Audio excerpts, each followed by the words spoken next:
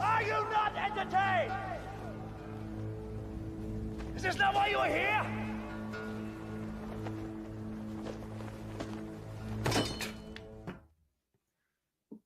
Enjoy the old. Oh yes, the very old intro. if I recall correctly, that is Slipknot. People equal stuff you shouldn't say before 5 minutes of YouTube. It does not. It doesn't trigger anything because he doesn't start the song, so it's not. If I probably played 10 more seconds or so, it probably would trigger copyright. But man, what sucks is like I've noticed that the big rock shows are not coming through my area anymore, like they used to before the lockdown. Yeah. And if they do, it's always in the middle of the week because I'm one of the cities between like Boston, New York, Montreal, Toronto. So I only get Tuesday, Wednesday, Thursday concerts basically, unless I drive like out to Foxborough to see Metallica or something. Then I can get weekends. But anyways, let's see nothing happened this week. So no, or last week. I mean, this is such a boring time, short episode. So I feel vindicate is not a great word. I don't know. I'd rather not see shit go down, but a strong man showing his support. Woo! I told him if like a day ago I was talking to him and I'm like, this is like your time to shine. It really is, because it's like he just doesn't care. All the stress of people out there, doesn't care. He's got his VT, I mean, he's not going to, VT is not going to get 30-40% obliteration in a day. If that does, we got bigger problems in the world. If the world stock market goes down 30%. But, he lives this carefree life and he can blast people in the comments and say whatever he wants. And it's like, he's just here. Right. So people should appreciate that he exists as a counterpoint to, if you have some investing idea that's not buying VT, the world, you have him screaming that you're an idiot in your face. If you can't stand that pressure, then maybe you should buy VT. Or maybe you probably should in the first place. So it's a strong point that if you can't overcome what he's saying, you probably should just do what he says, and you'll be all right. Yeah. Dan, you smoking cigs, it. Not really though, but I think cigarettes are gross. I'll do a cigar like monthly in the summer. I do a cigar with my brother, just sit on the porch and smoke. Other than that, I don't really. If you do vaping, I'm sorry, but you're stupid as hell if you vape. Those, like, who knows what's in those little pouches? Like, cigarettes are such a regulated commodity. It's one of the most regulated commodities in the world. So friggin' like, you have a better chance. Like, your lungs aren't good. These vape pens, like, kids are getting their lungs destroyed on them. It's like terrifying. But anyways, Nike almost 50. 50 is magic. I'd want like 40 if we're going to talk a company that's losing freaking market share. No, I want big discount. Looks like he's down. I'm not down. I don't know. I mean, I'm just coasting this year. So let's see. Gil ban. Who banned him? I don't know. I didn't use mod power. Not yet. I said Banhammer was coming. Look good with hair. Well, anyone looks good with hair. I mean, it's not the point. If you want to be a trillionaire, be the first one to be able to clone hair. You'll be richer than like fucking Elon Musk and Zuck combined if you can friggin' figure out how to do that. Oh, that was a news thing. Apparently, like with cloning, I guess dire wolves are back. Like, oh yeah, I saw that. Yeah, so hooray! I brought a news topic. I don't know what dire wolves are. Neither Is it just a bigger wolf? I guess probably some sort of like prehistoric thing. You need to get a hair transplant with your gains you brag about. Why? Why do I need a hair transplant? That ship has sailed. Like, I'm married. One of the richest men in the world is bald. Who cares? Very You true. guys put so much emphasis. I never had problems with getting girls ever. Never had problems, even when my hair was going away. It's all about confidence. Like, and you guys, you make it think, oh no, it's because my hair is going. No, it's not. It's you. You're just not that. You're just not that dude, but it's fine. Oh my goodness. Chat is really, really excited about your hair. It's funny too, because I didn't tell like Meta AI to draw me with hair. It has my profile photo. I took a photo. I just tell it to draw me in profile, and it always puts random hairstyles. AI defaults to hair. Appreciate it, I guess. I don't know. The bald brigade must revolt. What's fun? Yeah, I guess I could go to Turkey, right? That's where all the guys go. Yeah. Yeah, but Maybe. that ain't gonna work for me. Yeah. I don't care in the end. No. You're not banned, Gil. We kept telling him he was banned yesterday. Could happen at any time. Oh, You never okay. So know. that's what I missed. Snipe him. Let's talk about the wheel. Oh shit, I forgot to put that in. You know what? I can do that right now. Yeah, I can stall for time. It's really the least important thing I can talk about. I mean, Yeah. okay. So everybody, now that we're here, Pull this aside please. for now. Yeah. Don't please do want to show consider. people my access. please do consider liking, commenting, and subscribing. All the usual stuff. That'd be cool. I don't know how much So- longer I'm going to do this wheel because I mean, it's just, I think my point has gotten across. Yeah. And this like tariff is it's so out of the norm for this type of obliteration, but this will prove the point of why this option trading stuff is really dangerous. Mhm. Because when these once every say 3 to 5 year events happen, and you're in like something like these options, or you're in a puts, right? You sold a bunch of puts on high beta stocks. When that once every 5 year event happens, you get fucking destroyed, like 50, 60% gone. Rather than other people that, take a 15% haircut. You get really clipped because you were trying to use leverage to beat the market. Okay. Yeah. I think we're in. I keep thinking this is going to reset and I'm going to lose all my data. So hopefully not. Okay, we'll pull it up. So you can see this thing's gotten creamed. It is a good I can thing pull up paper money.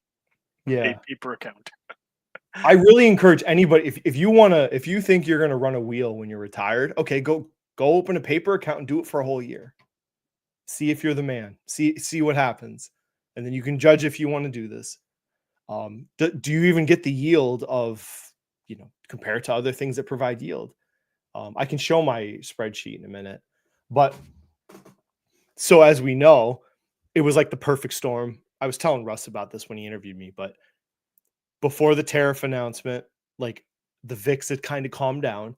Mhm. So I sold puts on QQQ, but then to explain to people, when the VIX calms down, that's part of the fact that factors into how the premiums are, priced.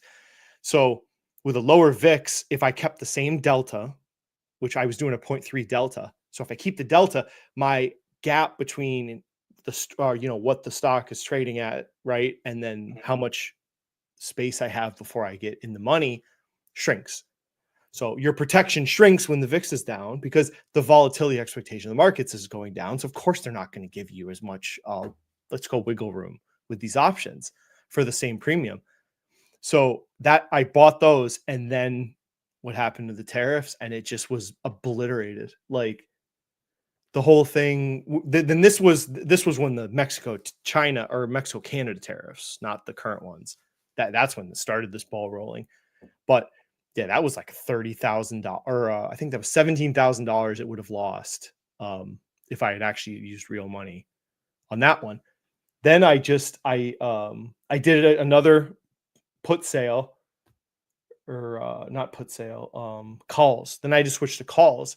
So then it's like, okay, I have 300 shares of QQQ. I'm trying to get rid of them. So, but I can't sell them because the rules of the wheel, I need to sell calls so that they get taken away.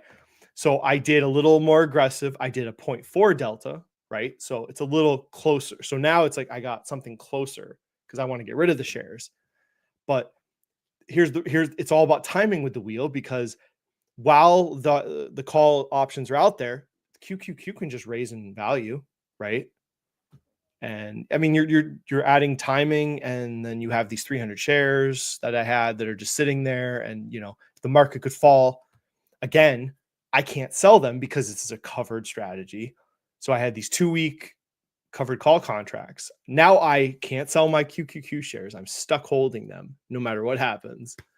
And all this to generate, like, I think it was $1,400 a premium. To have 300 shares of QQQ just like held hostage for 2 weeks. So, and then market kind of fell again. So I got the raw deal on that trade. I just did another. It didn't go in the money, obviously. So now I'm on my next sale of calls. I got $1,500 of premium this time. Lost another like $12,000. So now we've lost like almost $25,000 basically running this wheel. I have generated approximately $6,000 of premium. So hooray! It's $6,000 of premium. And you can see, so if you added that back to the account value, because theoretically that money's not there. So we're down $18-ish thousand. So I created 6,000, I lost 18. Does that sound great to you? Is that premium winning? You get to underperform and pay tax. Yeah. So, and then it's just like I'm the premium, I'm paying full taxes, right? Mm-hmm. And yeah, you're not getting the benefits of like tax loss, and this isn't going well. So the people that, and I heard, man, when I summarize this for like the end of it, I'm going to go through some of these people online, because they're like, man, I generate risk-free option premium. I have a proven strategy that can't lose. It's safe. They say all the words they want you to hear. Yeah. With this wheel shit. I'm just like, come on, dude. Like, when things go wrong, they go really wrong. When you're selling the puts, when things go wrong, go really wrong. And then even when you're selling the calls, like those, if it's a covered call, you can't sell the shares. You have to hold the shares while the contract's out there. I know you can execute all of it, get rid of it all, but this experiment was supposed to be a retirement, easy breezy life, right? I'm not supposed to be actively trading these things. So anyways, I don't want to spend more time on this. Does anybody have any actual questions on it? No, I think Abram. But like Russ had said to me, like you're adding a timing element to the market. Mm-hmm. So you're like the most active of active traders, and I don't. Maybe for some reason they sell this as some sort of passive income strategy. You sell a contract, and then you just sit back and collect your premium. It's easy. It's like, no, you are like the tip of the spear on active trading, because you're guessing market. You're guessing a lot of stuff, like what contract striker you pick. You have to pick the strike that you're going to pick based on whatever you want, your strategy. I'm doing some sort of delta play. And then the direction of the market and the timing of the market. And you're doing this over and over and again to generate premium. So it doesn't look good. But I'll have like a recap better later on. All right, enough of that. Yeah. Hooray. I don't know how else I was saying, like, if someone's new, like this, I kind of thought something like this was going to happen. I don't know what else to say. When I went big chunk of my money's in cash, I saw the Doge. This is just summarizing, I guess. I saw what Doge was doing. I saw what the budget idea the Republicans had to cut, which they haven't. And then the tariff play, I thought he was going to keep going beyond Canada and Mexico. I thought that was just the first salvo for, I think that was more for security reasons. That was his first targets. And then he created this ridiculous formula board, which there's the formula they put out as the official calculation. It still is just export imports divided. And it's like more complicated, but some of the like numerator denominators just cancel each other out. So it's like bullshit. No country's charging us these types of tariffs. Like I think I was looking, Vietnam charged us like 5-10% on certain goods, not across the board. And he put on here like 90 something percent. I'm like, it's not that rich of a country. You really think they're going to import as much as they export? They can't. They go look at their GDP. A lot of these countries he's saying need to equalize trade with us. It's like they don't have the freaking the wealth of America. Like, we are a unique country in our discretionary spending and of like people like you and me. We are unique in the world. So to expect it to be equalized is kind of like it's nonsense. Most parts of the world, they don't own cars. Like it's very unique that we're just used to people owning cars in America. That's not the norm. Most places in the world, it's not the norm that people own a car. Like, so there's a big consumer item that we don't share with the rest of the world. So it's just it's just crazy. This is wild times. I just thought it's kind of what I thought this year was just going to be crazy times. And I had been thinking, I told you guys about playing the VIX, right? Mm-hmm. And I told Russ about it too, because my thoughts were, I was still formulating this idea, but basically my idea was to go like 50% cash and then do and then speculate in the VIX, because I'm like, when shit goes down at some point this year, I'm like, the VIX is going to go crazy because people are going to be terrified of whatever lunatic stuff he's going to come up with. I didn't get to the point of doing it though. And then by the time he dropped the board and then I look at it, it had already gone from like 30 to 40 something. I'm like, I missed it. And it's like, no, I didn't. I should have jumped in right then. And the Vicky went from 40 to 70 now. So shorting the VIX, that's a different monster than saying you're going to buy the VIX on raised volatility due to market events. So I just think it's probably a gone idea. I just didn't I wasn't ready for it before it actually happened. So. Well, you've been busy though with work. Like you've shared behind the scenes. You've been. I'm not risk averse, but I hadn't really thought it all the way through, and it could go very wrong. Oh yeah. Because or you could have just sat in like if the VIX stays low, you're just going to slowly bleed out cash. If you buy some sort of VIX credit swap ETF, if the VIX ain't changing, you're going to lose money. Yeah. Then there's also like slippage concerns too, depending on the fund you use. Basically, I'm up on the year. I think 5%. Not sure. Do the math. Okay. Yeah. Cool.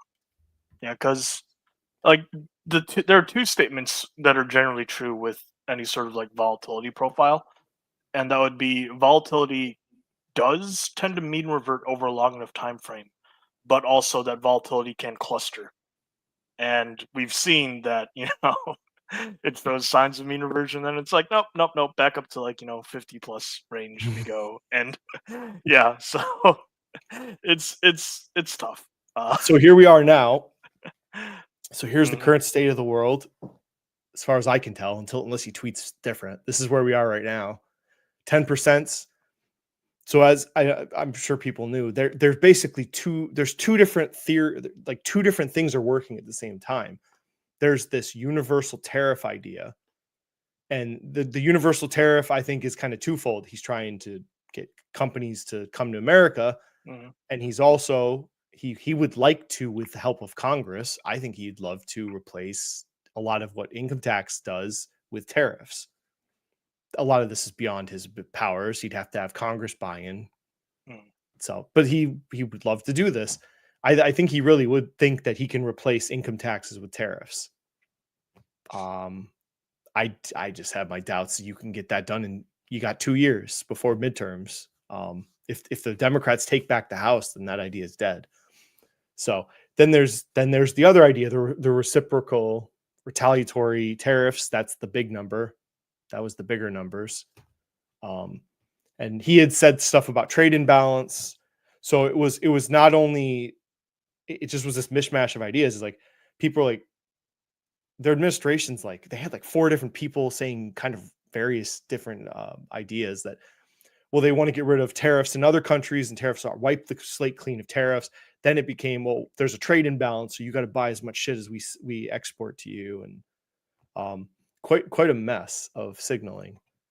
So you pick which Trump official you want to believe, I guess, because he's got some crazy ones. So, and then he can just tweet whatever he wants at any point if you think you know the right answer. Oh yeah, because like where we stand right now is like we still have that default 10% profile across the board, and 145 with China, and a 90-day pause on other stuff. Yeah.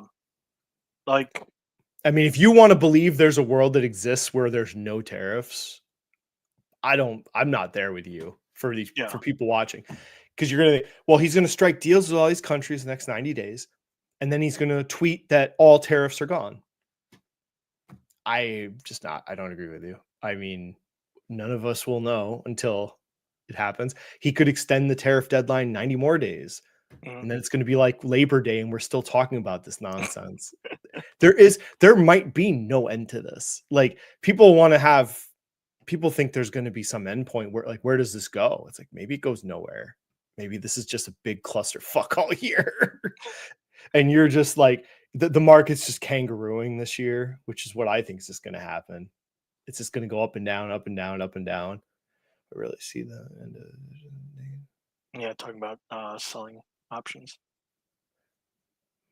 I mean, I've heard like the people say, oh, well, if I want to get rid of a stock, I'll sell the calls and then just let it go away. I'm like, if you want to get rid of it, why don't you just sell it immediately? Again, it's like, you sell this call, it's like, okay, now you can't do anything with the shares until you resolve that option. Yeah, unless you're very comfortable with the margin. It's like something could happen very bad in the market, like the president holds up a freaking billboard that dumps the market, and now you're in a weird place because you have stocks that you can't readily sell because you have these contracts, and you got to like get all out of all of this stuff, and maybe it's not as easy as you think, because you go, oh, I'll just sell it all. It's like, maybe you can't.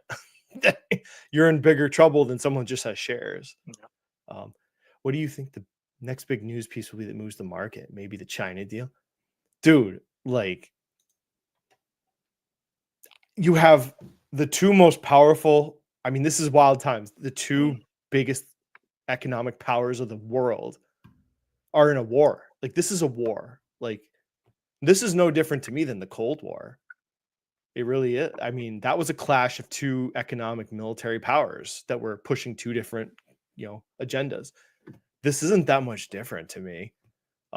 We just don't have these little side wars like Vietnam or something going on. But this is a full-blown trade war that's brewing right now. Mm-hmm. I don't see how the Chinese can capitulate on anything, because it's a totalitarian regime. Like, yeah, right? You have a strong man in charge of it. I don't know. I think this gets messy. I mean, I see no reason to do any changing to my strategy this year of just, like I said, I'm just trying to survive this, play defense. So like, I would almost say, like, what does cutting a deal even mean? We don't even know what cutting a deal means, right? Does that mean, okay, if some country agrees to zero out their tariffs on the US in exchange, right? Is that the win? Or is he going to say, oh yeah, on top of that, you have to agree to buy more stuff from us? I mean, we're not even sure what this is going to look like. So, and he's going to ask, like, what, Vietnam, you got to buy $40 billion more goods from the US to equalize kind of the imbalance of trade. Like, that might be tough to pull off. So I am just kind of watching. So now here's, I think I brought this up on Twitter. I'm just like, well, where does this go, right? How does this end? One way is maybe he gets all these deals, or he just stops all of this, which would be really weird because he's literally going to have to admit that he can't get deals done. And he says he's the deal guy. So I don't know. He's bragging about getting deals this week. I'm like, you have got no deals. I'm confused as hell. Like, there's been no deals of tariffs. You just threatened a bunch of people. But like, one way this could end is that the way he's doing these tariffs, I mean, is this allowable? He's using the Emergency Powers Act. So this was from the 70s. This was a law intended that if Congress couldn't act because maybe they were out of session or they just didn't have time, there were certain statutory powers the president of the United States could enact in an emergency, right? That would give him more levers to pull, which governors have a lot of governors have the same idea because in a lot of states, the assemblies or senates, whatever they call them, aren't full year. So they might be only in session for like 5 months, right? So in states, it's very important to have stuff like this that the governors can then act if needed when literally there's no one to make laws. Congress is a little different because it's all they're there all the time, except for 2-week breaks here and there. So he doesn't implicitly have the power to issue tariffs. I don't know if people have talked about this. Like he doesn't actually have the physical power to say you can just dictate tariffs. He's using these emergency powers to say that he has the right because we're in an emergency. He declared to then use these new statutory powers to issue these tariffs. Like this is kind of uncharted territory. I mean, is he wrong? No, I don't know. The Supreme Court has to decide because this is a law. Some people would say abusing that's on the books.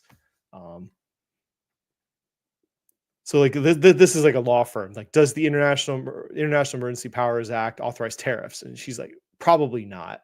Like it doesn't explicitly say he can do this, but it doesn't. There's nothing that says he can't do it. That's a big part of like regulation.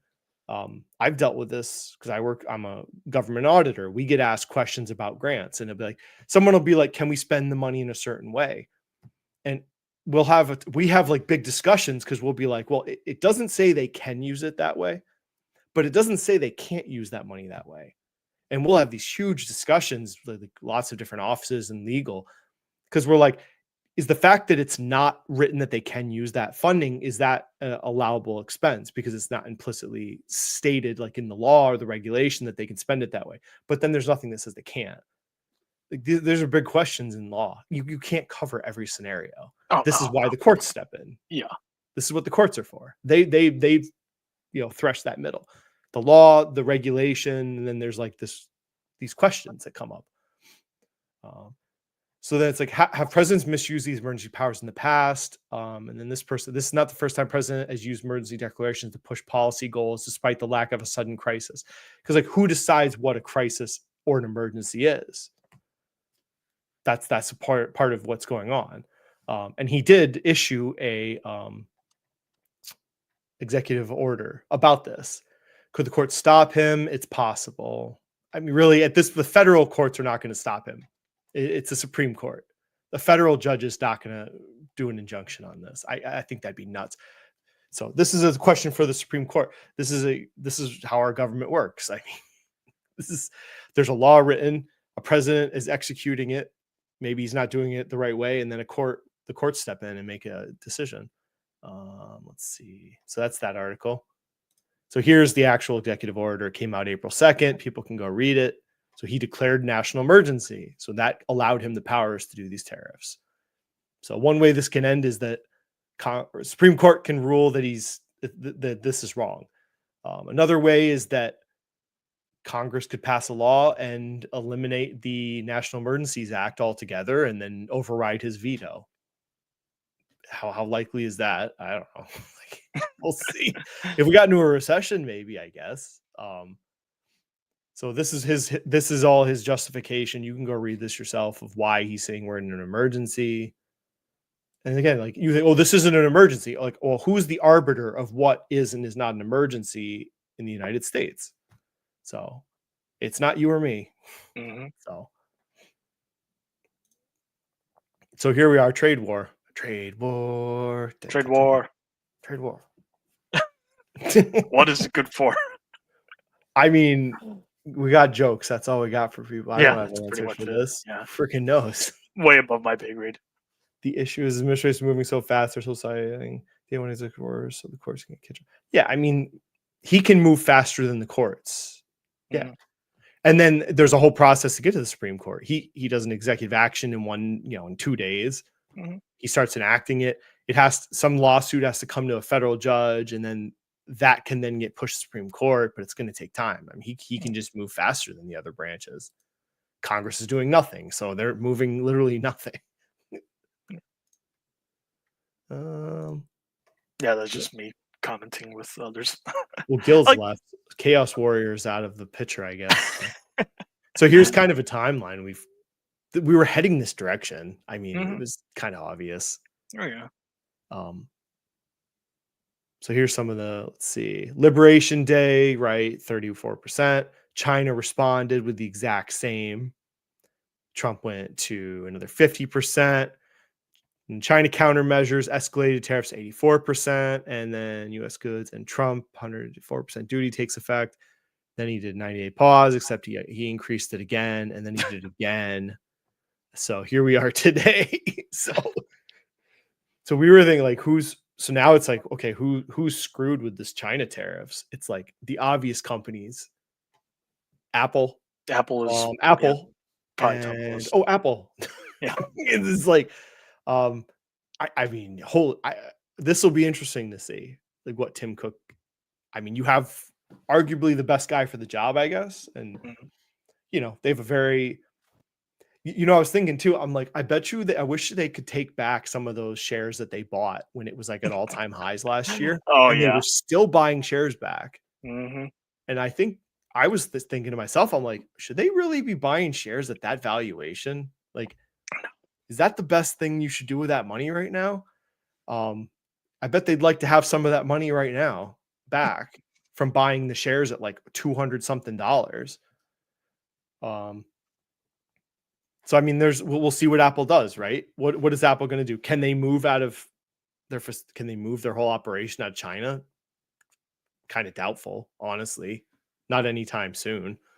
So what are their options? Maybe they raise prices a lot. If they absorb the margin hit, man, they're going to go to like single digit iPhone margins. If they just literally say we're going to suck up and just eat it for the next 3 years until Trump leaves. I said another idea was that they could maybe make some deals with the cell phone carriers to chip in like financing deals like the old days. I mean, they don't have a ton of money, honestly, to deal with this. Yeah, those carriers. No. But they could. I mean, McDonald's, when it had inflation issues, what did McDonald's do? Oh, Coke chipped in for that $5 meal, Mm-hmm. right? So, I mean, if I had proposed that before they did it, everyone would have said, Coke ain't going to chip in on McDonald's. That's stupid. But they did. That shows why McDonald's is top G. But, so maybe, who knows what Apple's going to do at this point.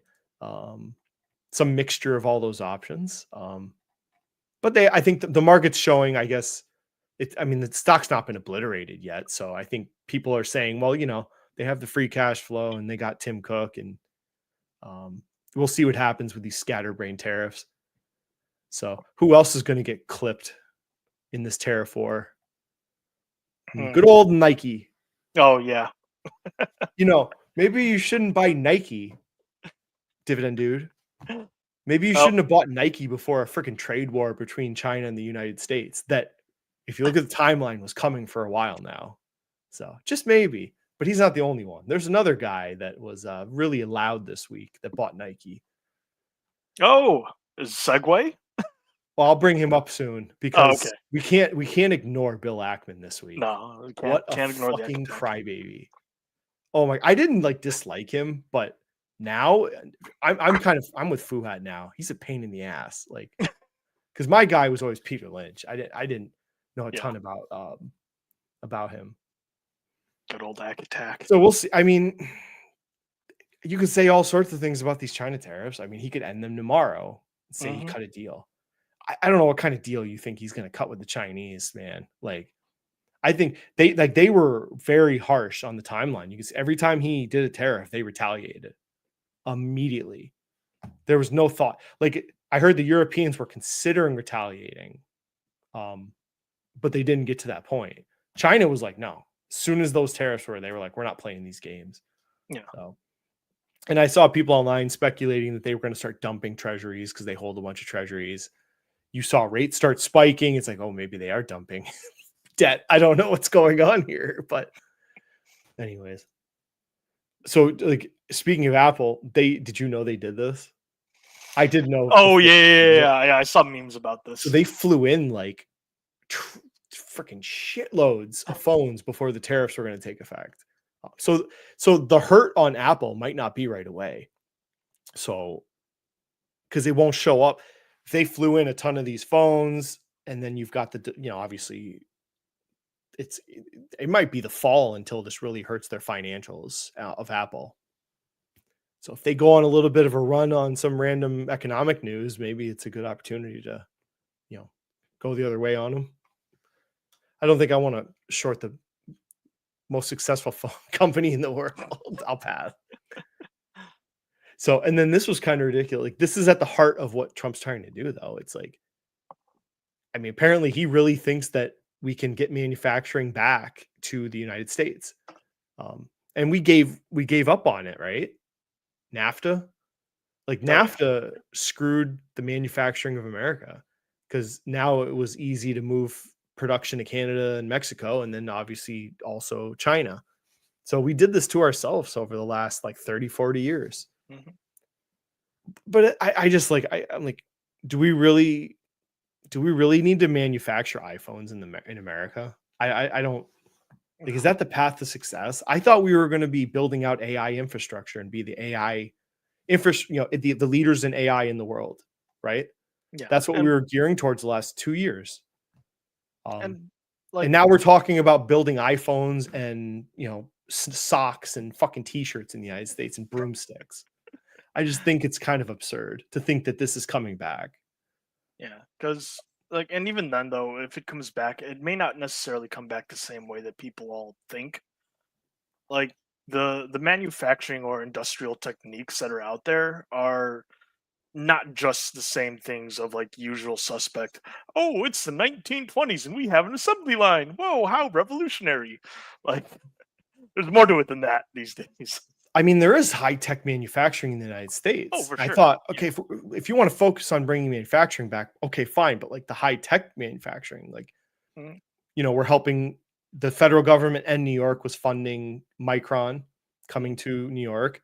Texas Instrument had new fabs coming online. Intel was building their own fabs. Infrastructure build-outs by Amazon, like data centers by Meta. There was big capital intensive projects in the United States already. Like, I don't know. We'll see. Mm-hmm. No one knows. Like, will this actually bear fruit?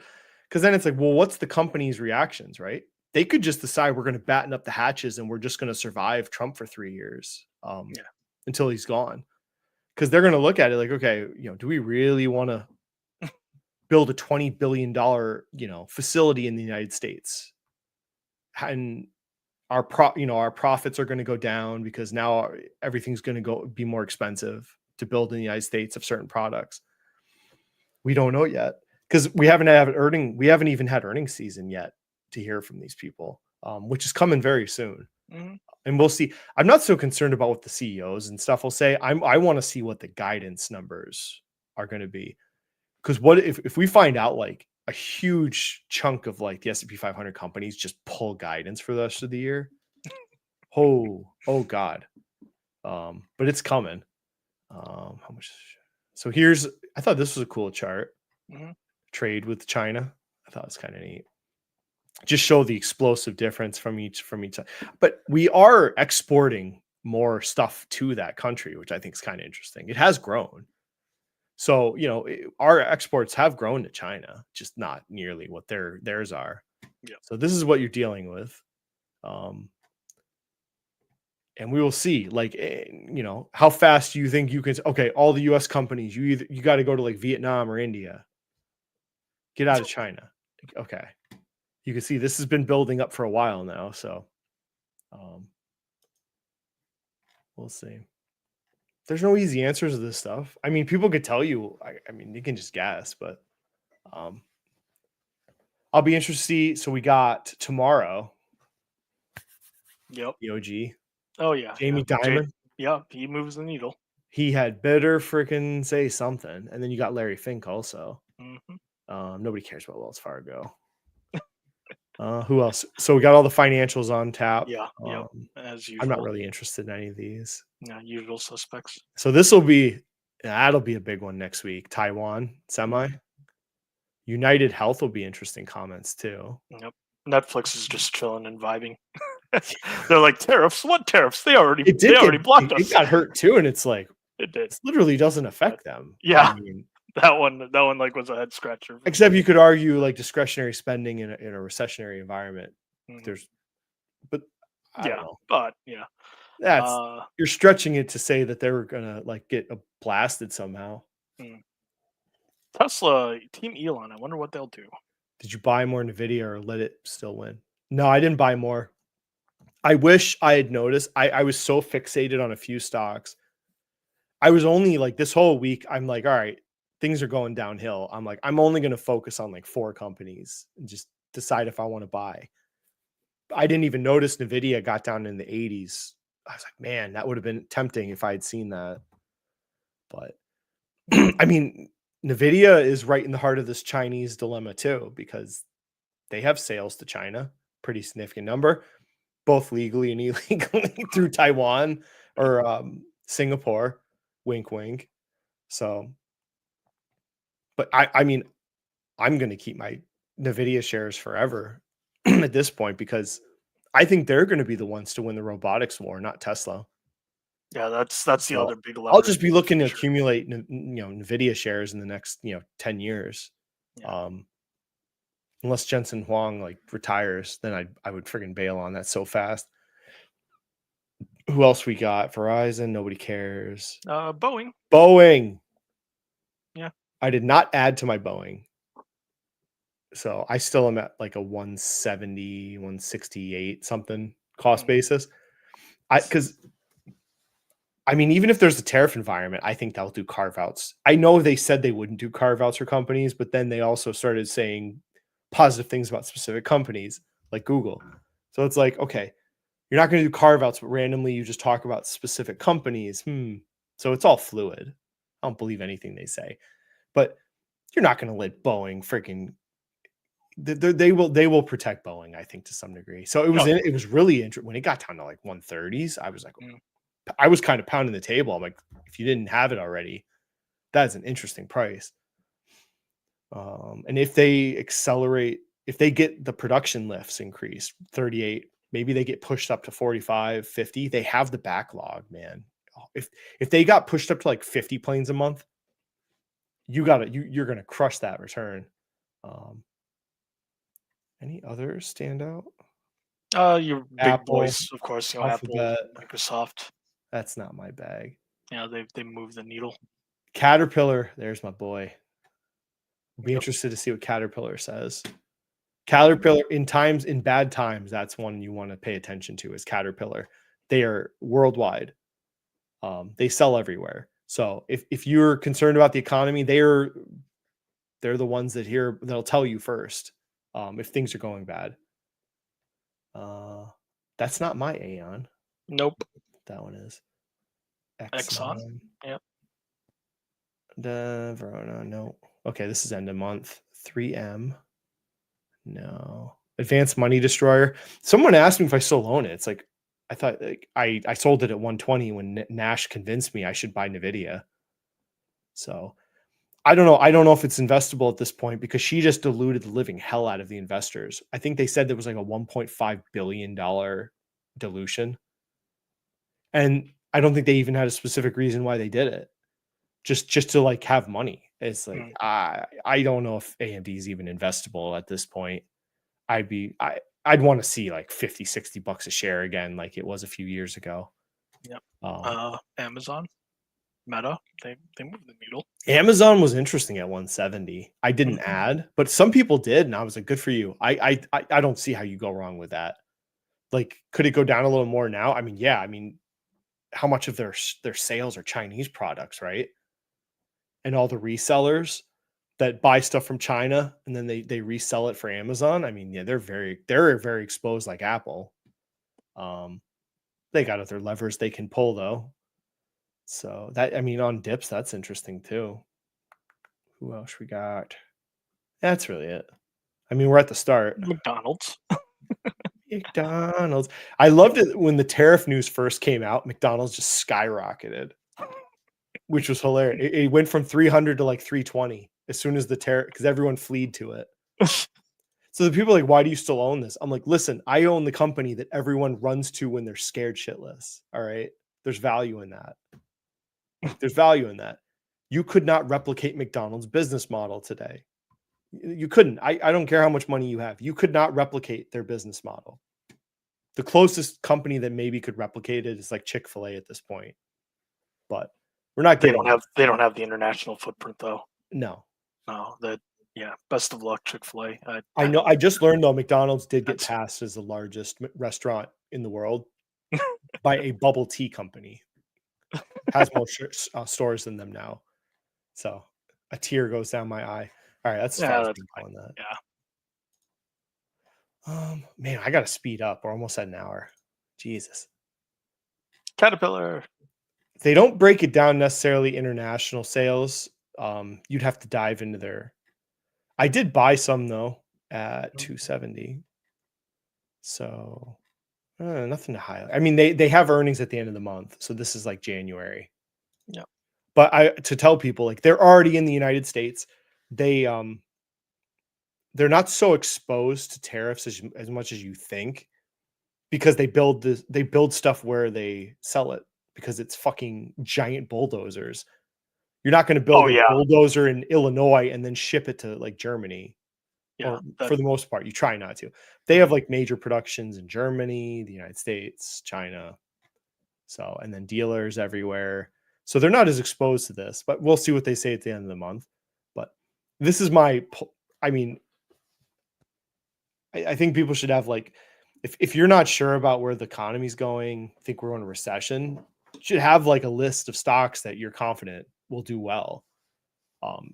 Your characteristics, defensible margin or defensible like margins, good leadership that's dealt with bad times, defensible moats, kind of like Caterpillar's had times where when their profits go down, they just absorb the damage necessarily. They just decide we're not going to put, like during lockdown, like during the pandemic, they didn't raise prices on their customers. I remember in their calls, they're like, yeah, we're going to absorb the losses on our production for now because we think it's temporary. And then when the inflation hit, and they were right, it was only like a 1-year setback, and then they got back to normal. So they can adapt to bad times. But if we did go into a recession, this is the first thing that's going to improve at the end of it. So this is my baby. Killdozers, let's go. Nobody thinks I'd really say a tech company. So, and then I couldn't find a good article to display this, but I had heard, I was following some dealership. People said they worked at dealerships on Reddit, and they were saying they were being told by Mercedes and Audi that they were holding shipments to the United States during this tariff issue because they don't have facilities in the United States. BMW does. Mm-hmm. But I think Mercedes and Audi are all like imported. So they were holding cars at the docks and they weren't delivering. So the dealerships were like, oh my God. So those companies, man, they'd be in trouble. But I did have a short on Stellantis. So because I had been saying they're screwed. And I'm not shorting European companies because I hate reading international financials, and some of them you just can't. I don't have international brokerage. So I'm like looking, and I'm like, when we had the first Canadian-Mexico salvo, I started looking, and I'm like, who's going to get crushed by this? I'm like, the automotive companies are obvious, but then like beyond that, I was like, Stellantis is an even worse place. Terrible. This company's screwed. If there's any tariff, tariff. Yeah. Like before this tariff issue, they had already jacked their prices up because their sales were lagging, and you could see that their numbers, the length of the cars at the dealerships, Dodge was doing terribly. Their trucks were sitting on the lots because so they kept raising prices to compensate for the loss of sales so that the revenues were still good. I mean, you can only do that for so long. So now we get to a tariff situation. They've already raised their prices as much as they could. They've already squeezed every dollar out of customers, selling Dodge trucks for $100,000. It's crazy. So most of their facilities, I sent you the 10K most of their facilities are outside the United States. That whole list I sent, what was it, like 3 of them were in the United States? The rest of it was Canada, Mexico, Europe. They have they have just the very minimum operation in the United States. And they already done their price raises. I was like, this company's in trouble. Like if 25% tariffs, they're bankrupt. If that's a thing, 25% tariffs. But then I'm like, even 10%. They can't deal with this. So that's a fun one though. I'm just doing direct. So I got in. It did run a little bit yesterday. I'm like, they're still screwed. I don't care what people think. 10% tariffs is bad for them. Yeah, fundamentally as company, it's not great. And then let's see, trade deficit. I don't know. I'm showing this. Remember the copper futures that I told you and Fabio about, and it worked out. It did do what I thought it was going to do. I just played it by doing some shorting of a copper miner. Oh yeah. Because I was following this and I'm like, why is copper prices? We have all this fear of like tariffs because at the time you had the Canadian Mexico tariffs, and I'm like, I'm watching copper futures and I'm like, why are they going up? I'm like, they're going up, up, up, up. I'm like, this is weird. And then it's like, oh yeah, I read some posts on Reddit. It's like, well, companies are buying copper now with fears of tariffs, so they're just buying ahead of time. I'm like, oh, okay. I'm like, okay, let's go to my old guard stock that I've bought in the past. Did a little trade. So, and it came right back down. I mean, this is my technical analysis line on copper is like $4. It's like $4 is about like the low side of copper futures, but I don't do commodity trading, people, so don't ask me. I mean, literally, the copper stocks of companies that do copper mining move in the exact same ways as the commodity. There's no reason to try anything with like commodity trading. What else was there? Yeah, here was the trade deficit. I found. Yep. So I thought it was kind of interesting. Like when they talked about trade deficits, they want to balance. It's like, okay, so here's what you're dealing with dollar amount wise. Which is interesting. Like, because they still, I think, put a 10% on the Netherlands, but it's like, why does Netherlands have a tariff? They have a trade surplus with us. So it's kind of different. Here's this funny, like stuff that China makes. He posted, Enrique, stuff like, do we really want to build some of this stuff in the United States? Like, his point was like, does this really make America better if we're going to build like artificial flowers, fireworks, children's books, fireworks, baby carriage parts, hair accessories? Do we really need to make this shit in America? Like, our population is getting older and older. I don't know. Do we want to train people to build this stuff, or maybe we work on AI infrastructure, become the AI leader in the world? Computer programmers, data centers, people, engineers, HVAC techs. I don't know. Like, this just seems like nonsense. This whole theory that they're running on. Yeah. I just name a trade. Yeah. Okay, that's done. Yep. Now we can make fun of Bill Ackman. Attack. And we will be doing I'm waiting on the military budget, because this is the time of year we do a military episode to go over the DoD budget, because it comes out normally in March. We're still waiting. So I don't know. There was that nonsense. Trump said if they really do a $1 trillion military budget when they're trying to actually cut the deficit, supposedly, that's fucking insane. If that's what actually they do, when they're cutting people at the Defense Department right now, like, I don't think they need to raise the budget at all. I mean, I don't know. Oh, I still kept up. I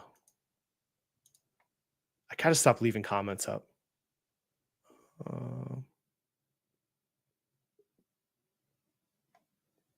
I can't follow all these things.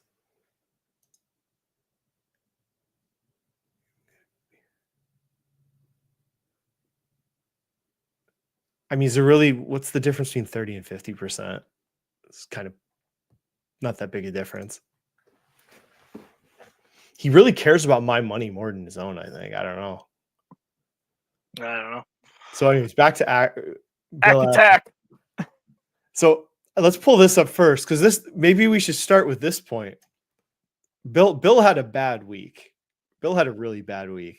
So let's look at what he holds first. Look at the losses. Can you see that? Oh yeah, I can see it. Okay, I can see it. Yeah. Look at how his portfolio, he is getting nuclear obliterated right now. Like, here's the reported price and the current price. Look at the losses. Seaport 35% down. Google 20% down. Canadian Pacific. If these Chinese tariffs take a long time, they might get hit. I don't know if their rails go all the way to the Western Seaboard. Hilton. I mean, if we go into a recession, travel might go down. Nike. I cannot believe he bought Nike. I'm just completely stunned that he bought Nike. And people would ask, oh, Bill, like it was some sort of bullish sentiment on Nike that Bill Ackman bought it. I'm like, can we get over the idea of super investors buying stocks is a bullish sentiment on the stock? They're just people. They make stupid mistakes just like anybody. They're just richer than us, so it doesn't matter in the end. But like, I couldn't believe when he makes mistakes. He bought Netflix, right? And then it nosedived like right after he bought it. So yeah, here's another stupid ass buy by Bill Ackman. I mean, I can't believe he bought this when the notification went out, because I was bagging on Nike at the time. I think it was in the 70s when he bought it. I'm like, what the fuck is he doing? Mm-hmm. Their shoe business is falling apart, and you bought them. Okay, he doesn't have any magic with that.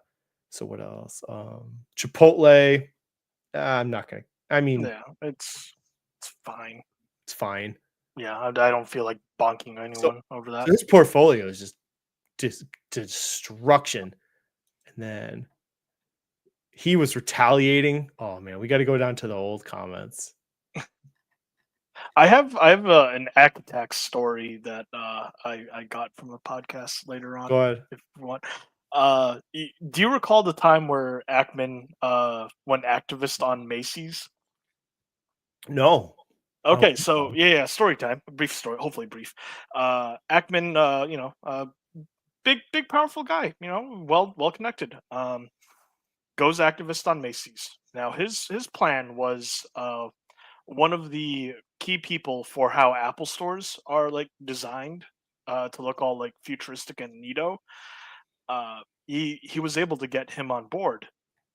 So one of the things that they wanted to do was like have Macy's still retail out like your standard clothing items and other stuff, but it was going to look like kind of like an Apple store, and it would kind of be a mall within a mall where you'd have like a dry cleaners section in there and a gelato store also like in there. So the person who told the story was she also worked at a fund, and like she was sitting there and she's like, holy shit, I'm a mother. I don't want to take my kids to this because like who wants to schlep across a Macy's just to like wrangle their kids, have like chocolate ice cream fingerprints all over the glass, and you wouldn't even have cashier registers. There'd just be a guy with an iPad that you got to like hunt down. Oh God. She's like, she calls her fund manager and she's like, we need to make this our biggest short now. Oh my God. Yeah. So like smart or not, I'll let the audience decide, but that is a case where you can be well connected, rich, famous, powerful, and you still get things wrong. Like that's hilarious. Yeah, because like you're a parent, like you could mentally picture this. Like imagine a Macy's with this pristine vision of like almost like an Apple store. Oh my God. Yeah. So it happens. It happens. Let me shut. So we got so he started so Ackman started blasting after the tariffs, like, and no one really asked for his opinion. He just was like, it was weird because he's like attacking the administration. he's attacking their approach, how they're doing this tariffs, and he's like praising Trump. He doesn't want to like piss off Trump, so he's praising Trump, but he's attacking like Trump's minions doing said bidding of Trump. He's trying to walk this line after he supported and voted for Trump, and people were begging him about this because they're like, "Oh, a little regret," and then "Oh, your portfolio is getting obliterated," and all of a sudden you care and you turn tail and you're not committed. And the back and forth was so entertaining, because people were giving it to him. There was a few comments where, let's see. Yeah, skeptics attempting to discredit my views by making the case that I am conflicted or otherwise vulnerable to tariffs. He is vulnerable to tariffs. You just bought 11% Nike. You're very exposed to fucking tariffs, you idiot. Oh, that I've somehow positioned our portfolio to benefit from the recommend. I mean, if tariffs go a certain way, he could benefit the way because he's got quite a bit of Chinese related, travel related investments. Mhm. It does not help our country or present negotiating position to be trying to strike deals while our market is collapsing. Well, thanks, Bill. Thanks, Bill. Glad you know how to be president of the United States. This is like he's from some position of authority that people give a shit. You go run for president if you really care so much. But just hilarious how he's doing this Monday morning quarterbacking stuff. Like, Yeah. And people were just like wanted none of it. And then I just figured why Howard Lutnick is indifferent to the stock market. This was the big one that got him in some shit. He and Cantor are long bonds. He profits when our economy implodes. So he's basically accusing a government official of profiteering. That's great. Good job. That was not a good idea on your part. It's a bad idea to pick a sector of commerce whose firm is leveraging long fixed income. First of all, there's no more rules on trading and investing anymore. So to say something's illegal or not right, it's like there's nobody enforcing anything anymore. The SEC just like, nah, everything's good now. Yeah. So, but that was the tweet that was like, Jesus, dude, like you're accusing a government official of some pretty nasty stuff. And then he got attacked. And then I gave him some shit. He tucked tail and ran. What was it? A day later, it was unfair of me to lash out at Howard Lutnick. I don't think he is pursuing his self-interest. I am sure he's doing the best he can for the country. One day later, like, what a pussy. Dude, if you're going to fucking say someone is, like, if you're going to accuse him of that stuff, then one day later, you tuck tail and run. He's a piece of work, man. What other highlights? Was there any others? He went back with people that were attacking him. No, just because, like, yes, I have the reading comprehension of enough for like a small essay, which is what he sometimes does with Twitter. But come on, dude, it's Twitter. Then he started listing like how tariffs would affect people, like the dollar amounts. It's like, okay, now you're being like kind of petty about it. I think your sandwich will go up in price by $3.40. Okay. Yeah, that was all the ones. People go read the whole chain from Bill Ackman, and then you can read like people were going at this guy. Good old Cliff Fastness. Good old Cliff. He responded, "For me, one of the main benefits of making money is not having to wear a gimp suit for anybody, to each their own." You go, Cliff. And then Bill did respond, "No gimp suit for me, Cliff. I think we can agree to disagree because it seemed like a gimp suit. What you were, you freaking tuck tail after one day." Okay, Bill. And then this guy gave him some shit too, talking about, where'd it go? I think I lost it. All right. So yeah, that's funny. Like Trump tariff sparked blowback. What do you think? There's any blowback? There's no blowback to what Trump's doing. Give me a break. Yeah, the core voting base. He said one comment criticizing an official, and then the next day he apologized. Mm. Oh wow, that is so much blowback to Trump. Shut up. Yeah. Yeah. I was looking at this too, who's bought stuff. I mean, the problem is they have 45 days, politicians. So in a month and a half, we'll be able to see who bought what during this. So everyone mark your calendars. So what's the time frame? When did that stupid board come out? Last Wednesday, right? I think Was so. it last Tuesday Maybe. or Wednesday? I think it was Tuesday. Or yeah, so April 2nd to April 10th. In about a month and a half, we'll be able to see who bought what stocks. I can't wait.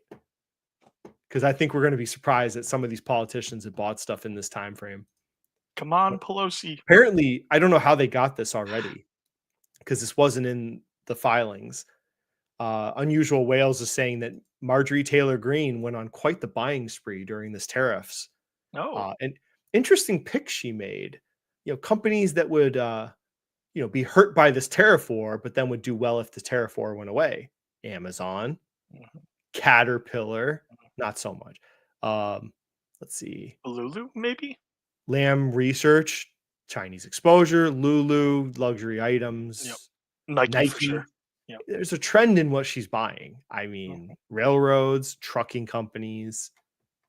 Very interesting. It's very interesting to see this. I don't know where this came from, though, because this wasn't the filing necessarily. Yeah. I guess this could be where we end, because I thought this was an interesting point. Unless there's somebody has a question. But Dave, I thought this was a great comment. But what's funny, like Dave Portnoy is all of us. He really is. He is all of us in America. He is the everyday retail investor in America, except he's just way richer than us. But he has the same thoughts a lot of people we in America have.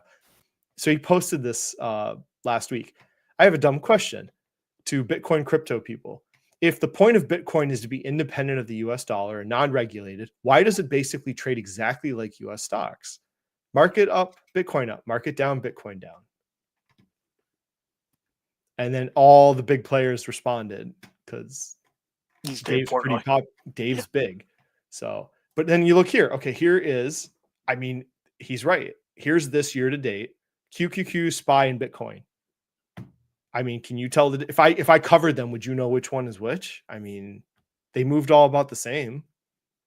So, I mean, here's one. Where'd Bitcoin go?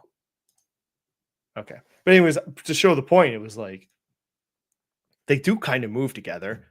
So if its whole point is to be outside the system, deregulated, but it does the same thing. It's not a proxy for gold. Gold does move differently than the markets. That is true. Like gold is doing well this year, unlike the stock market. So gold is a safe, is a different asset than stocks. Bitcoin moves in the exact same way as equities. It doesn't move any different.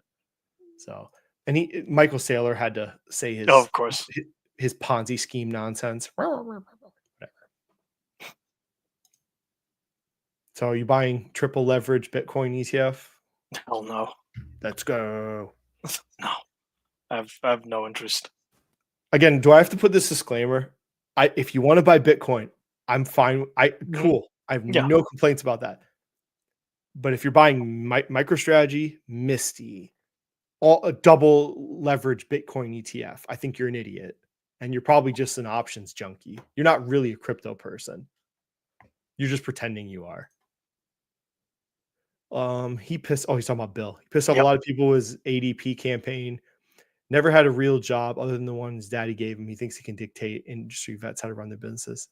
Yeah. I'm not. The last year or so, I've experienced the lore of Bill Ackman. I didn't really know who he was until maybe 2 years ago. He just wasn't someone I ever paid attention to. Ackman thinks he's smart because he knows how to buy dominantly. Highly predictable large cap businesses with high barriers to entry, strong balance sheets, definitely worth 2 and 20. Like Nike. Fuck you, Nike. I just, if people are like, oh, Bill Ackman bought Nike. Anybody that said that was bullish, unsubscribe from them. Are you kidding me? There's they haven't solved the fundamental problem of why Nike got hurt. Yeah. Well, Dan buy Nike at 30. But think of the world where if Nike's 30 for that to happen, for $30 Nike, the whole armor of that, like they're a defensible brand that's recognized, something would have fallen apart on that thesis for them to be Yeah. $30. Yeah, they would have blundered so hard. Like they would have like fallen off that teen survey. Like they would have gone from like first to like not even on the list. Something like that would have had to happen, I think, for $30 stock. And then the continuing 10-12% deterioration of the shoe business. It's like, would you really want to buy it at that point? Yeah, like the fundamental details would really need to matter at that point. He is real. We all sin. He died on the cross for our sin. Damn right. Buried rose. Third day he put. Amen. That's where we go. We end up. And with your church or shrine of choice. I mean, Capital Mindset is run by quite a bit of religious people. Oh yeah. One of the key admins is He runs a Catholic page. I'm a Yeah. Lutheran. There's 3 Catholics running it, I think. Nothing Christian Jesus. You should really. Oh, whoa, dude. Oh, Jesus. I don't even know if the religious motivation was necessary. No, that guy went off. People way back when were just different We're animals. just going to altogether. pretend there's not blatant market manipulation by Trump. Yes. Okay, first of all, there are no rules anymore, so it doesn't matter what you think. And the president can't be charged with any crimes. So it's all legal. It's all good to go. Yeah, but not the world I want to see, but no one cares. Little did you know, though, he did there was a part 2 to did you guys miss the part 2 tweet? Oh, wait, is that You guys actually missed real? it. Sorry, he told you to sell. I guess you Is guys it- fucked up. Is it a meme or is that real? No, it's a meme. Okay, all right. 'Cause Although, I if he saw did that. really, Yeah. dude, if he had That really would be done that the next day, bye. Okay, sell now. Again, there's no crime here. It's all good. Oh, well, okay. That's all I got. Anything? I don't have anything. I think next will be. I'm hoping the military. I'm hoping episode. so too. That'd be cool. I'd like to talk about military budgets. I'm really kind of I'd like to talk about something else other than tariffs. Yeah. So, Yeah. it'd be nice. I was up with the wheel. I'm gonna do a video, the Hershey video. It's coming. Oh, yay! We have that to look forward to. There's also an ETF I want to review. Ooh, those are fun. I'm just looking through it. I should do more of those. Yeah. So, other than that, pretty good. Yep. So, if you want to survive, I don't know what to tell you. Just we'll see what happens in the next few weeks. This is going to be wild watching China and the US battle, I guess. I'm just glad that no one's incessantly asked me what the hell I'm doing. Like, because we've said it since like how long? When in this year? Like, just be flexible. Well, I had somebody like, like, oh, you're a clown. You went cat. I'm like, okay, if you go cash now, that's pretty. I don't understand. The market already dropped. Like, what are you doing at this point? You're not protecting anything. Like, you have to get out before the bad things happen. But I'm still buying stuff. Just I have the security blanket that I am sitting on a pile of cash. Yeah, like got to be okay with like it could be a stonk day of like yesterday, and we get some more of those. Got to be okay with what you bought and how much cash you have, and could be some more repeats of last week. Got to be okay with that. Like, yeah, like if you're gonna buy individual stocks right now, to me, it's like you got to be looking at things like the Caterpillar, basically, stuff like that. Like if you're buying some sort of like, if you're buying like Chris Camillo at Dumb Money, he's pounding the desk right now on Robinhood, and he said in his live stream today that he's buying it with every dollar he gets. That's a different approach than what I'm doing. So they're speculating on a recovery with a high beta stock that should do well if we have some sort of recovery. But the dip can keep dipping, so we'll see. Yeah, like whatever it is. 3-month ETF and chill. I don't think bonds are now. I made a point of saying cash because I don't think bonds are necessarily a great idea. Oh yeah, everyone's so sure that freaking rates are going down, right? What happens when everyone's so damn sure of a direction, right? Tends to go the other way all of a sudden. Because everyone, oh yeah, we all know it's going this way. Okay, sure. but I would be more bonds be concerned about. Can't post differently. Oh, that's the end, I think. Mhm. Oh, they're doing ICOM right now. Yeah. They started like pretty much right when we started. Oh, So I'll have to we're flip over. I'll see missing what on they're. stuff. All right. Thanks for Yep. watching, Thanks for having me on. and we will see you later.